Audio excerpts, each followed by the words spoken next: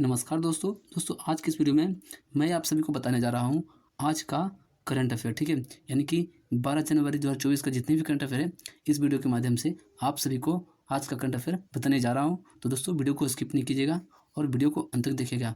अगर आप railway, SSC या स्टेट लेवल कोई भी एग्जाम के लिए ये करंट अफेयर बहुत ही महत्वपूर्ण होने वाला है, तो वीडियो को स्किप नहीं कीजिएगा, वीडियो को अंत तक देखिएगा। ठीक है, चलिए वीडियो को शुरू करते हैं आज का करंट अफेयर।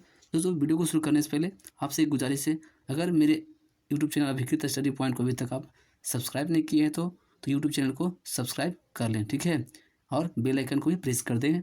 चलिए वीडियो को शुरू करते हैं पहला क्वेश्चन के साथ। पहला क्वेश्चन है, रक्षा मंत्रालय में महानिदेशक के रूप में किसे नियुक्त किया गया है?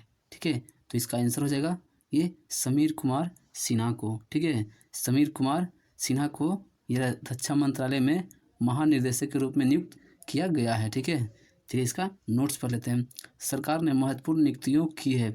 वरिष्ठ आईएएस अधिकारी समीर कुमार सिन्हा को अब रक्षा मंत्रालय में अतिरिक्त सचिव और महानिदेशक नियुक्त किया गया है। ठीक है, तो ये समीर कुमार सिन्हा जो है अब रक्षा मंत्रालय में ये अतिरिक्त सचिव और महानिदेशक के रूप में इन्हें ये अपना पद को ग्रहण किए हैं। ठीक है, यानी कि नियुक्त किया गया है इनको, किनको? ये समीर कुमार सिन्हा को। ठीक है, ये रक्षा मंत्रालय के महानिदेशक के रूप में। ठीक है, चलिए अगला क्वेश्चन में आते हैं। अगला क्वेश्चन है, ठीक है, राष्ट्रीय आवास बैंक प्रवर्तित कंपनी में 10% हिस्सेदारी खरीदने की घोषणा हाल ही में किसके द्वारा की गई है? ठीक है, तो इसका आंसर हो जाएगा LIC। ठीक है, LIC। चलिए इसका हम नोट्स पढ़ लेते हैं। भारतीय जीवन बीमा निगम यानी कि LIC ने कहा है कि उनके निर्देशक मंडल ने राष्ट्रीय आवास बैंक द्वारा प्रवर्तित कंपनी में 10% तक हिस्सेदारी खरीदने को मंजूरी दे दी है। चलिए आते हैं अगला क्वेश्चन में। अगला क्वेश्चन है, किस राज्य की रेड आंट चटनी को भौगोलिक संकेत GI टैग प्राप्त हुआ है? ठीक है, इसका आंसर हो जाएगा उड़ीसा। ठीक है, उड़ीसा राज्य को, ठीक है, उड़ीसा राज्य को रेड आंट चटनी को GI टैग प्राप्त हुआ है। ठीक है, फिर इसका नोट्स पढ़ लेते हैं।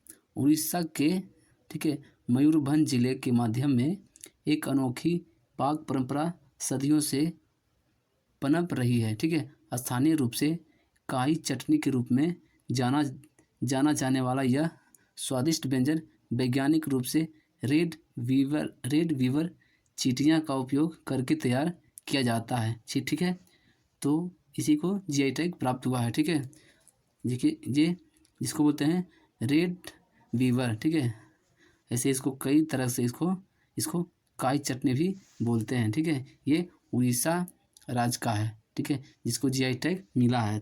चलिए आते हैं अगला क्वेश्चन में। अगला क्वेश्चन है, गुजरात EV प्लांट के लिए जेनसोल इंजीनियरिंग द्वारा कितने रुपये आवंटित किए गए हैं? ठीक है, तो इसका आंसर हो जाएगा 2000 करोड़ रुपया। ठीक है, 2000 करोड़ रुपया। इसका नोट्स पर रहते हैं। गुजरात EV प्लांट के लिए जेनसोल इंजीनियरिंग ने किया 2000 करोड़ रुपये का आवंटन। ठीक है, चले आते हैं अगला क्वेश्चन में। अगला क्वेश्चन है, भारतीय नौसेना का कौन सा विमान हाल ही में गुआम में अभ्यास सी ड्रैगन 24 में शामिल हुआ है? ठीक है, इसका आंसर हो जाएगा P8I विमान। ठीक है, P8I विमान जो है ये गुआम में अभ्यास सी ड्रैगन 2024 में शामिल किया गया है, ये भारतीय नौसेना में। ठीक है, चलिए इसका नोट्स पढ़ लेते हैं। भारतीय नौसेना ने 9 जनवरी 2024 को अभ्यास सी ड्रैगन 24 के लिए गुआम में P8I विमान के आगमन के साथ प्रशांत क्षेत्र में अपनी उपस्थिति दर्ज की है। ठीक है, चलिए आते हैं अगला क्वेश्चन में। अगला क्वेश्चन है, अंतर्राष्ट्रीय हॉकी महासंघ ने, ठीक है, वायोकॉम 18 के साथ हाल ही में कितने समय के लिए साझेदारी की है? इसका आंसर हो जाएगा 4 साल। ठीक है, 4 साल के लिए साझेदारी की है इसके साथ। ठीक है, तो इसका नोट्स पढ़ लेते हैं। इसका नोट्स है, अंतर्राष्ट्रीय हॉकी महासंघ ने वायोकॉम 18 के साथ 2023 से लेकर 2027 तक 4 साल की अवधि के लिए एक महत्वपूर्ण मीडिया अधिकार साझेदारी पर मुहर लगा दी है। इस विशेष समझौते में FIH नेशनल कप को छोड़कर सभी FIH इवेंट शामिल होंगे। ठीक है, चले जाते हैं अगला क्वेश्चन में। अगला क्वेश्चन है भारत की पहली स्वच्छ खाद्य स्ट्रीट प्रसादम का अनावरण कहाँ पर किया गया है? तो इसका आंसर हो जाएगा उज्जैन में। ठीक है, उज्जैन में भारत की पहली स्वच्छ खाद्य स्ट्रीट ये हो गया प्रसादम। ठीक है, प्रसादम का अनावरण किया गया है।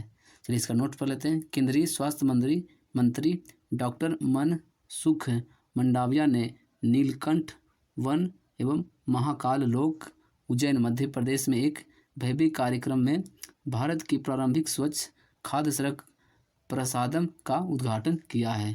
ठीक है, तो ये हो गए केंद्रीय स्वास्थ्य मंत्री कौन है? तो ये डॉक्टर मनसुख मंडाविया। ठीक है, मनसुख मंडाविया। ठीक है, जो प्रसादम का उद्घाटन किए हैं।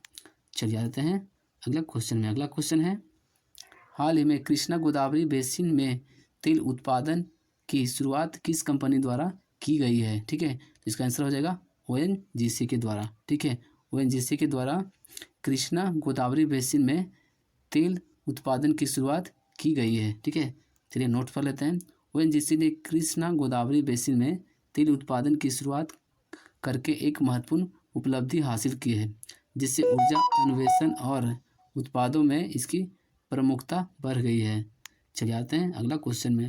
अगला क्वेश्चन है एलिजाबेथ बोर्न किस देश की प्रधानमंत्री थी जिन्होंने हाल ही में इस्तीफा दे दिया है? ठीक है, तो इसका आंसर हो जाएगा फ्रांस। ठीक है, फ्रांस जो एलिजाबेथ बोर्न जो थी ये फ्रांस देश की प्रधानमंत्री थी। ठीक है, चलिए इसका नोट पढ़ लेते हैं। फ्रांस की प्रधानमंत्री एलिजाबेथ बोर्न ने अपने पद से इस्तीफा दे दिया है। वह मई 2022 में PM बनी थी। वह फ्रांस की दूसरी महिला प्रधानमंत्री बनी थी। ठीक है, फ्रांस की दूसरी महिला प्रधानमंत्री कौन थी? तो एलिजाबेथ बोर्न थी। ठीक है, एलिजाबेथ बोर्न जो थी फ्रांस की दूसरी महिला प्रधानमंत्री बनी थी। चलिए आते हैं अगला क्वेश्चन में। अगला क्वेश्चन है 2023 के लिए विश्व के सर्वश्रेष्ठ हवाई अड्डे का खिताब किस हवाई अड्डे को प्राप्त हुआ है? ठीक है, तो इसका आंसर हो जाएगा सिंगापुर के चांगी हवाई अड्डे को। ठीक है, सिंगापुर के चांगी हवाई अड्डे को 2023 के लिए विश्व के सर्वश्रेष्ठ हवाई अड्डे का खिताब ये अपने नाम किया है। ठीक है, कौन? सिंगापुर के चांगी हवाई अड्डा। ठीक है, इसका नोट्स पढ़ लेते हैं। सिंगापुर के चांगी हवाई अड्डे ने 2023 के लिए प्रतिष्ठित स्काई टैक्स पुरस्कारों में विश्व के सर्वश्रेष्ठ हवाई अड्डे का खिताब पुनः प्राप्त किया है। ठीक है, जिससे हवाई यात्रा में उत्कृष्ट के लिए इसकी प्रतिष्ठा मजबूत हुई है।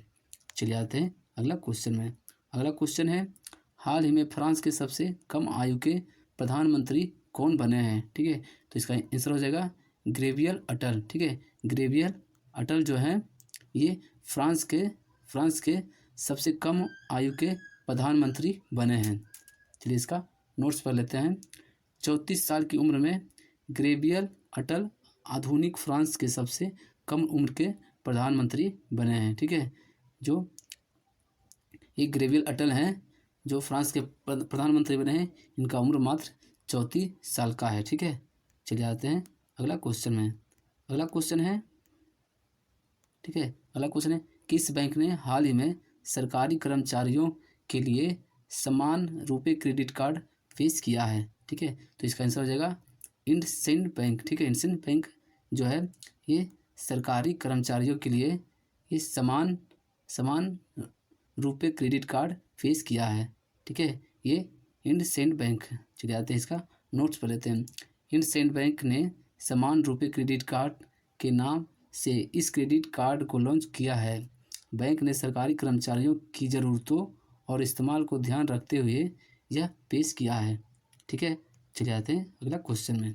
अगला क्वेश्चन है हाल ही में किस देश में सदियों पुरानी प्रथा को समाप्त करने के उद्देश्य से कुत्ते के मांस खाने और बेचने पर प्रतिबंध लगाने के लिए एक विधेयक पारित किया गया है? ठीक है, इसका आंसर हो जाएगा दक्षिण कोरिया। ठीक है, दक्षिण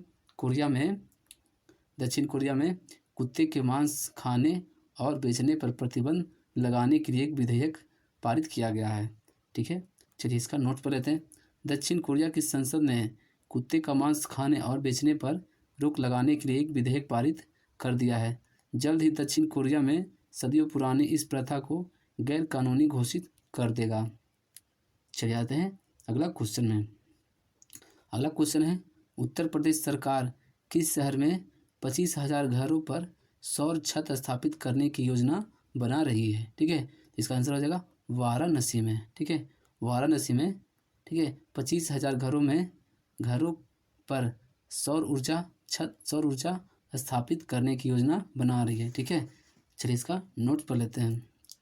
रूफटॉप सोलर पावर वाराणसी में 31 जनवरी 2024 तक 25,000 घरों पर सौर ऊर्जा संयंत्र स्थापित करने का एक प्रेरणादायी लक्ष्य रखा गया है। ठीक है, 31 जनवरी 2024 तक 25,000 घरों पर सौर ऊर्जा संयंत्र स्थापित करने का प्रेरणादायी लक्ष्य रखा गया है। ठीक है, चलिए आते हैं अगला क्वेश्चन में। अगला क्वेश्चन है, ठीक है, मलकानगिरी हवाई अड्डा का उद्घाटन किस राज्य में किया गया है? ठीक है, तो इसका आंसर हो जाएगा उड़ीसा राज्य में। ठीक है, उड़ीसा राज्य में ये मलकानगिरी हवाई अड्डा का उद्घाटन किया गया है। चलिए नोट्स पर लेते हैं।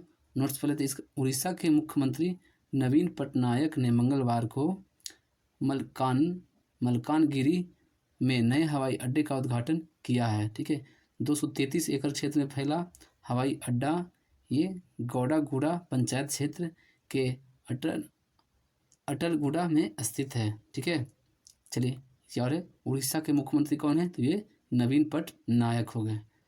तो दोस्तों आज हमने आपको बताया है आज का करंट अफेयर। ठीक है, आज का करंट अफेयर बताएं आपको। दोस्तों वीडियो आपको कैसा लगा आप हमें कमेंट करके ज़रूर बताएं।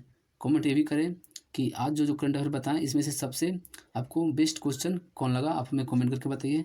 अगर आपको वीडियो अच्छा लगा होगा तो एक लाइक कीजिए और अपने दोस्तों को वीडियो को शेयर कर दीजिए।